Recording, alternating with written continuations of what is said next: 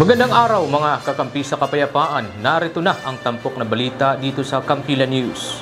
61 loose firearms ang narecover at 47 personalidad ang nahuli ng Government Security Forces sa isinagawang Joint Law Enforcement Operation noong Biyernes ng umaga, November 29, 2024 sa may barangay Pimbalacan, Mamasapano, Maguindanao del Sur.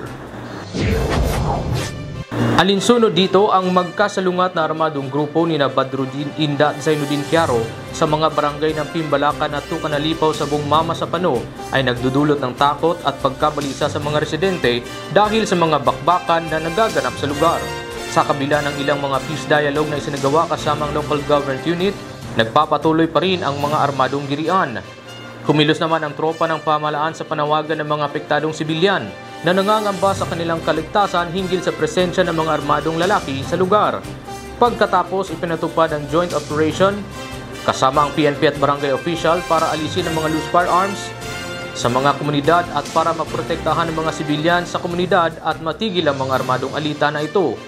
Sinabi ni Colonel Ricky Bunayog, officer in charge ng 601st Infantry Brigade, sinusuportahan ng tropa ng 601st Brigade ang PNP ng Mamasapano sa pagsasagawa ng law enforcement operations bilang tugon sa mga criminal activities na ginawa ng mga lawless armed group.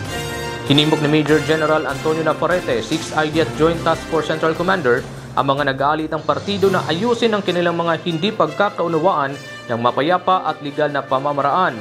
Anya hindi kinukonsinti ang patuloy na karahasan at kaguluhan lalo na ngayong papalapit na ang election period. Gaya ng utos ng Commander-in-Chief at Pangulo Ferdinand Marcos Jr. para sa isang maayos at mapayapang halalan, patuloy na magsasagawa ng magkasanib ng mga operasyon sa pagpapatupad ng batas upang alisin ang lahat ng illegal at loose firearms.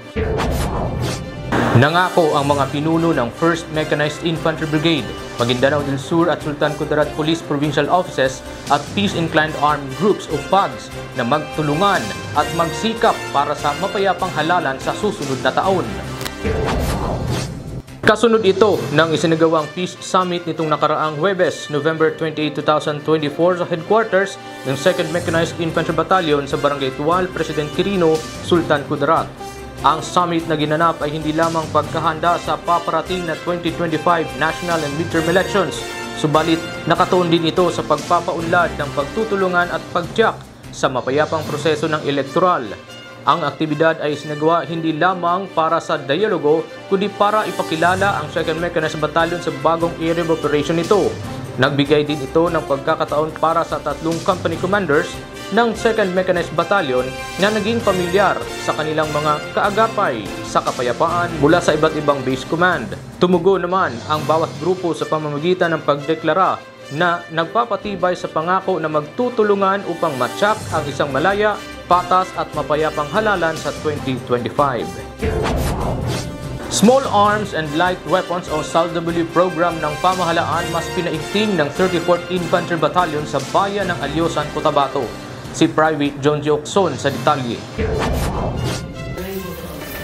Binaluhan ni Colonel Neil Roldan, Deputy Brigade Commander bilang kinatawan ni Brigadier General Donald M. Gumiran, Commander ng 602nd Infantry Liberator Brigade ay 6ID Philippine Army ang presentation at turnover ng high-powered firearms at low-powered firearms mula sa bayan ng Alamada at Alyosan na may kabuang bilang na 16 na mga loose firearms ng Small and Light Weapons o SALW program sa proaktibong pamamahala ng 34th Infantry Reliable Battalion sa pamumuno ni Lieutenant Colonel Edgardo B. Batinay at kapulisan na pinamunuan ni Police Major Bernard Abarquez, Chief of Police ng nasabing bayan, na ginanap sa Municipal Hall Alyosan, Cotabato nitong ika-26 ng Nobyembre taong kasalukuyan. Na aktibong nakisa ang alkalde sa bayan ng Alyosan na si Honorable Eduardo Cabaya, Vice Alkalde at iba't ibang mga punong barangay na sakop ng nasabing munisipalidad.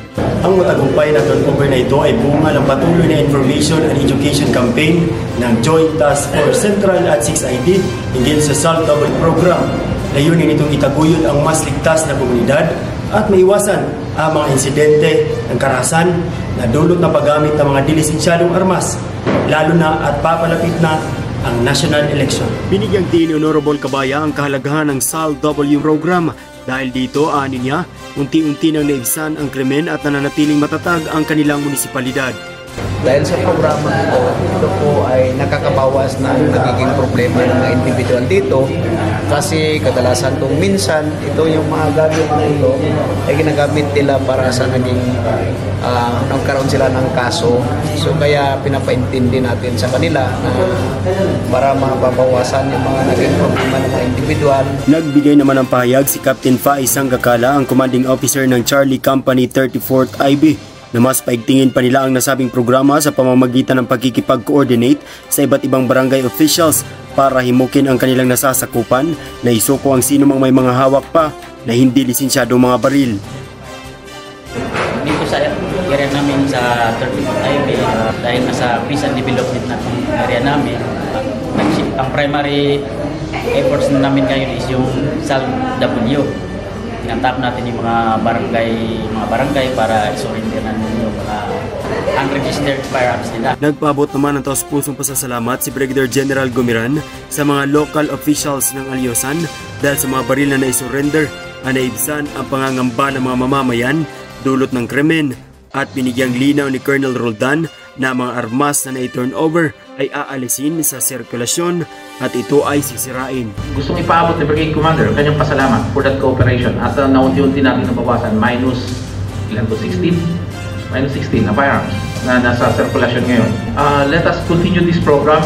Alisin natin itong mga loose firearms sa sirkulasyon. Alisin natin siya na madali siyang ma-access ng mga criminal elements.